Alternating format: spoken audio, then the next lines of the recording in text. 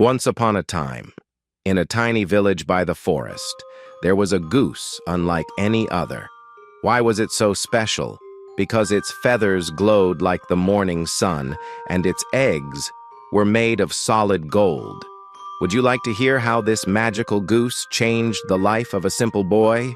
Then snuggle in, get cozy, and let's begin our magical tale of the Golden Goose. In a quiet village surrounded by tall green trees, there lived a poor woodcutter. He was kind, gentle, and always worked hard to care for his family.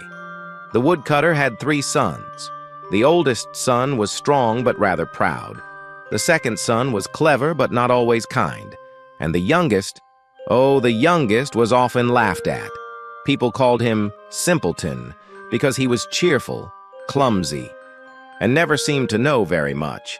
But Simpleton had something very special. He had a big, kind heart. One morning, their father asked the 3 sons to go into the forest and chop some wood. "Be careful," he said. "Work hard, and don't forget to share your food with anyone who might be in need." The oldest son went first. He carried bread and cake in his bag and set off into the woods with his axe on his shoulder. As the oldest son chopped wood under the tall, whispering trees, a little gray-haired man appeared. He was a tiny, wrinkly fellow, dressed in rags, with bright eyes full of curiosity. "Good day, young man," said the old man. "I am very hungry. Could you please share a bite of your food with me?" But the oldest son frowned. "No, this is my food. I worked for it. Go away." The old man said nothing. He simply tapped his stick on the ground and walked back into the forest. When the son swung his axe again, crack, the blade struck his own leg.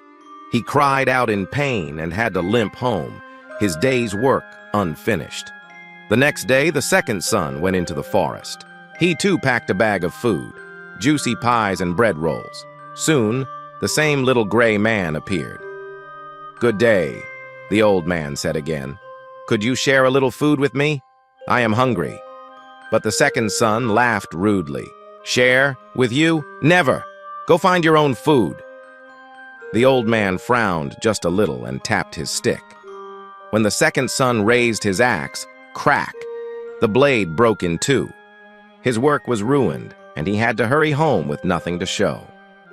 On the 3rd day, it was Simpleton's turn. He carried a small piece of dry bread and a little drink of water, just enough for himself. As he walked through the forest, the little old man appeared once more. "Good day," the old man said kindly. "Would you share a little food with me?" Simpleton's eyes sparkled. "Of course. It isn't much, but you're welcome to share it with me." He broke his dry bread in half and gave the old man some water.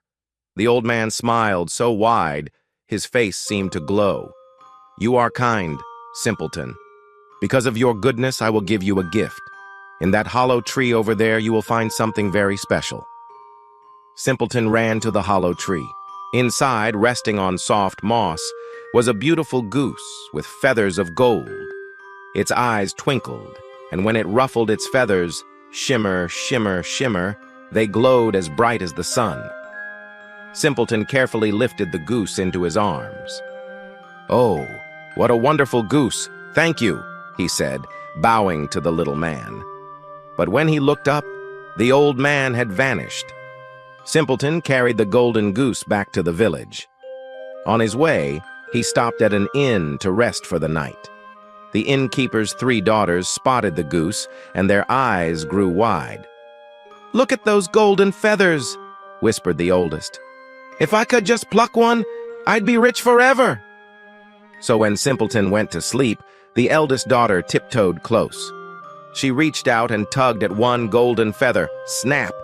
But oh no, her hand stuck fast to the goose.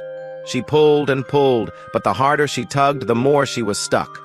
The second daughter giggled. "Ha! You look so silly. Let me help you." She grabbed her sister's hand. Snap! And oh dear, she was stuck too. The third daughter laughed so hard she nearly fell over. "You two can't even take a feather properly. I'll show you how it's done." She grabbed her sister's arm. Snap! And now all three sisters were stuck tight to the golden goose. The next morning, Simpleton woke up. He lifted the goose and walked out the door, completely unaware of the three sisters trailing behind him. Through the village they marched.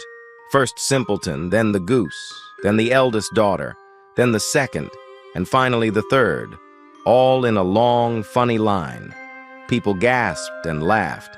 "What a silly parade!" they cried. Children clapped their hands, but it didn't end there. An old priest came out of the church. "What nonsense is this?" he scolded.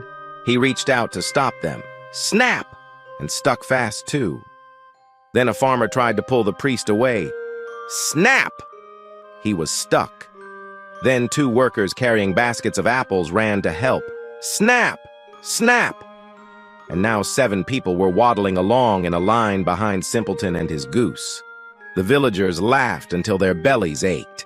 It was the strangest, funniest parade they had ever seen. Now, in a grand castle nearby, there lived a princess who was very beautiful, but very sad. She never laughed, not even once. Her father, the king, promised, "Whoever can make my daughter laugh shall win her hand in marriage." Many princes, clowns, and magicians tried, but nothing worked. The princess sat with a frown day after day. But when she heard laughter coming from the village, she leaned out her window. And what did she see? There was Simpleton, marching proudly with the golden goose in his arms.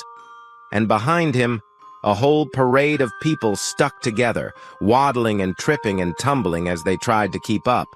The princess covered her mouth. Her eyes twinkled. Then, before she could stop herself, ha ha ha, she burst into laughter. Her laughter rang through the halls like silver bells. The king was overjoyed. "At last my daughter has laughed. Who is the one who made this happen?" The guards brought Simpleton before the king, still holding his goose. The king looked at him with surprise. "This boy, he has brought joy to my daughter. Very well, a promise is a promise. He shall marry the princess." And so, Simpleton, the boy everyone had once laughed at, became the prince of the land. He was no longer called Simpleton. He was known as Prince Joyful, for he brought happiness wherever he went. The golden goose stayed with him, safe and cared for, a reminder of the gift of kindness. And what about the people who had been stuck to the goose? Don't worry, they were freed at last. They laughed about it for years to come, though the innkeeper's daughters never tried to steal feathers again. So what is the moral of this tale? It's simple. Kindness and generosity bring magic into the world. Simpleton had very little, but he shared what he had. Because of his good heart, he found a golden goose, made a princess laugh, and changed his life forever. Remember, sometimes it isn't the strongest or the cleverest who win the greatest prizes. It is the kindest. And that, dear friends, is the story of the golden goose. If you like this magical tale, don't forget to join us again for more bedtime stories every week. Sweet dreams, little one, and good night.